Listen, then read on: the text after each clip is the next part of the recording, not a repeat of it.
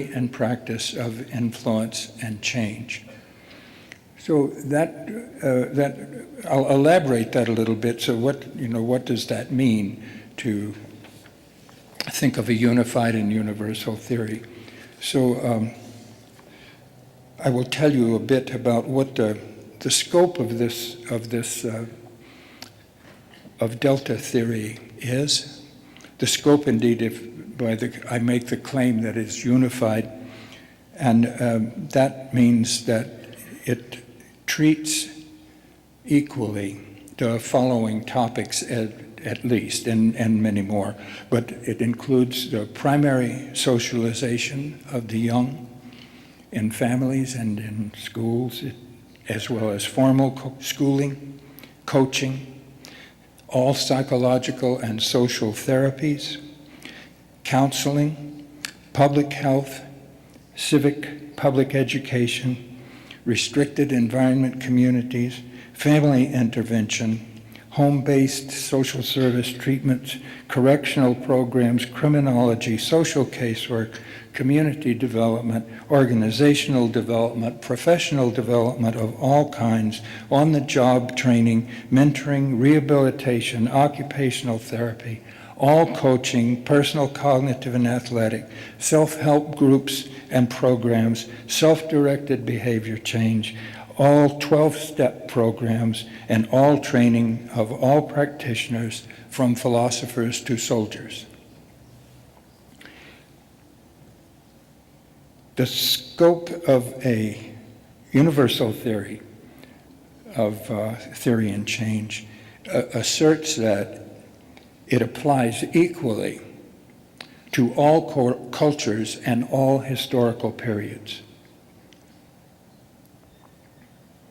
And then to meet those claims, it is necessary that the theory fit not only the engineered operations of institutional and professional services, but it also fits the processes by which humankind has successfully socialized and developed one another informally, currently and historically, across all cultures, including the primary socialization of child rearing. Furthermore, a unified theory of change and influence must account for successful and unsuccessful instances, both institutional and informal, and both benign and malign in purpose and outcome. That is to say that the theory must be equally effective in accounting for socialization into convents and into criminal gangs. And it should reveal why change is so very hard to do. What I've attempted to do here is to create a theory that is based in science and that is congruent with physical and biological science, particularly evolution theory. Well, as you see, I make some audacious claims and very ambitious claims. It is up to you to judge the degree of success with which I have met. I have met with considerable, what would I say? Many of my friends and colleagues have said, "You are doing what?" And I will, sometimes in an attitude of, "Yeah, likely." So again, this has not been, you are the first audience to which I've presented this in a public event like this. So I look forward to your reactions to it. The ambition of a unified theory, I am not embarrassed about it teaching. That is what science is supposed to be doing.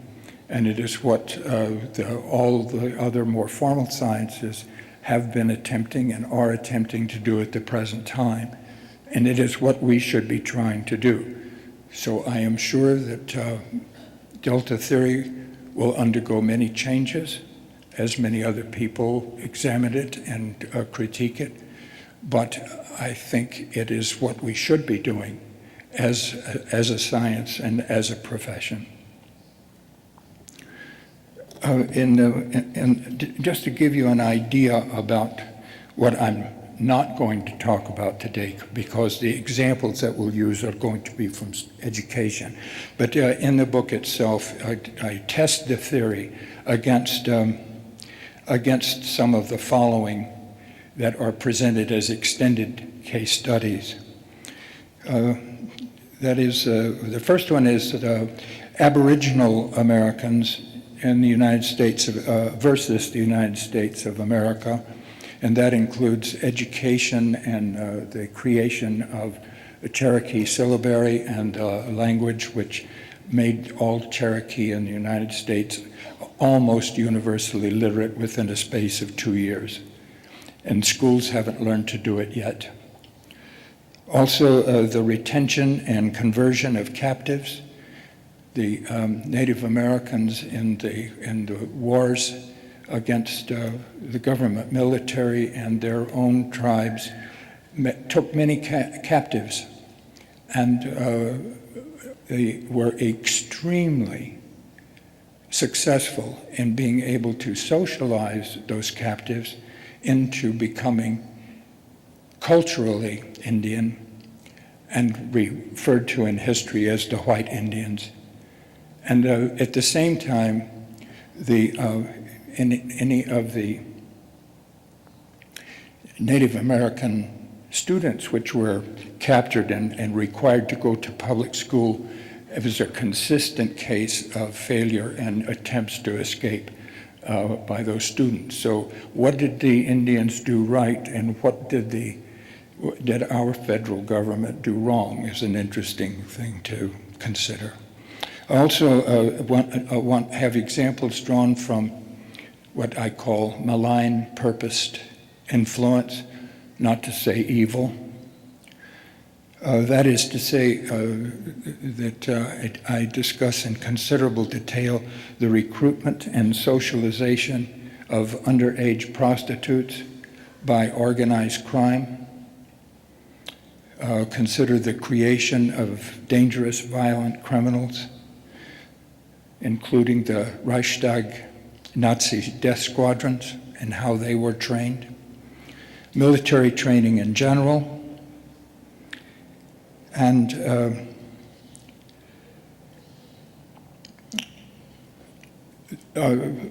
healing, both as psychotherapy and social therapy and indigenous healing practices. And I consider in detail one notable failure of attempt to influence, and that is American school desegregation, which was intended to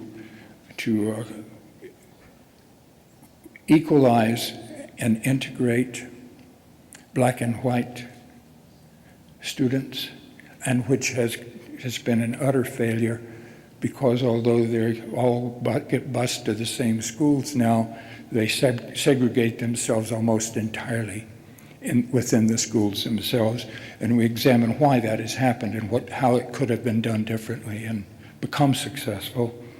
And then I also talk a great deal about primary socialization, the way that families create young culture members and how that influence works.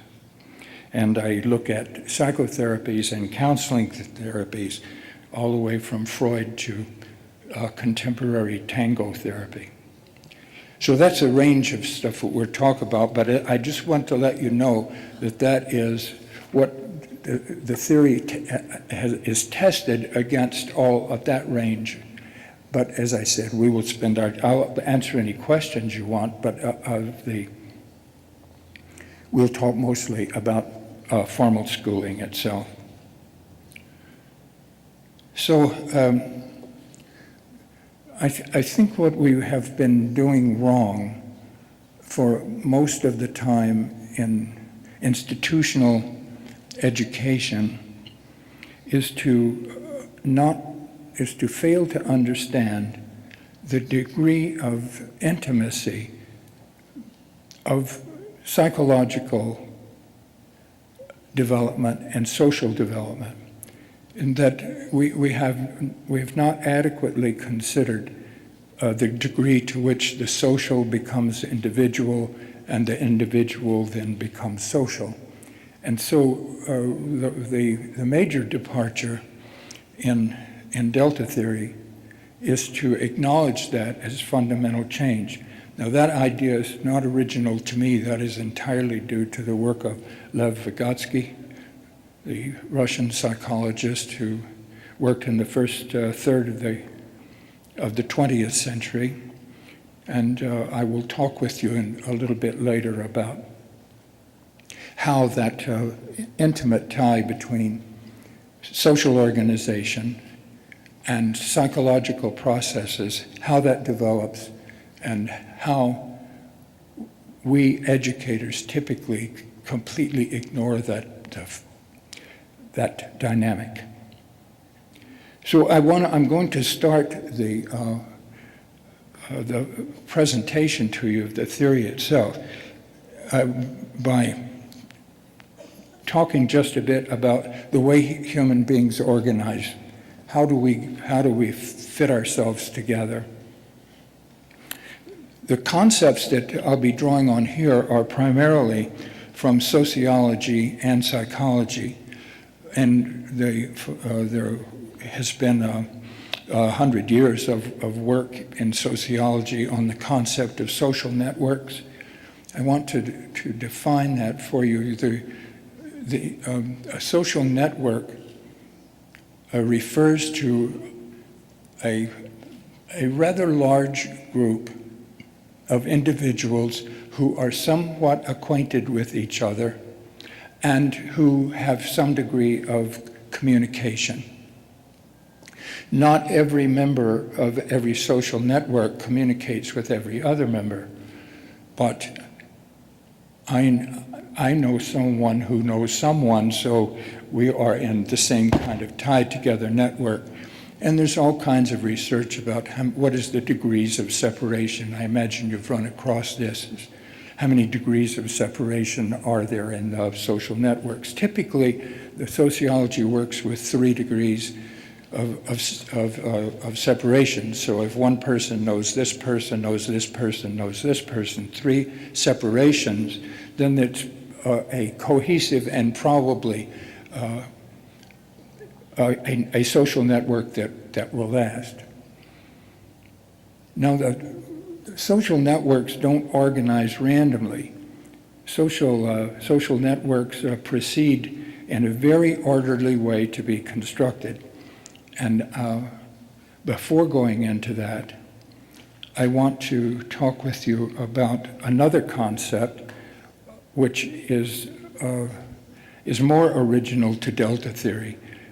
It is a smaller and more fine-grained system that I call psychosocial systems.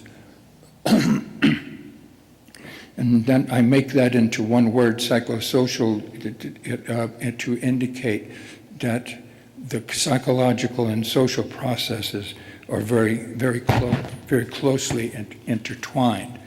A psychosocial system is that a small group of people who do things together, know each other well, have the same kinds of values and ideas, and have have a internal dynamic of stability. That is,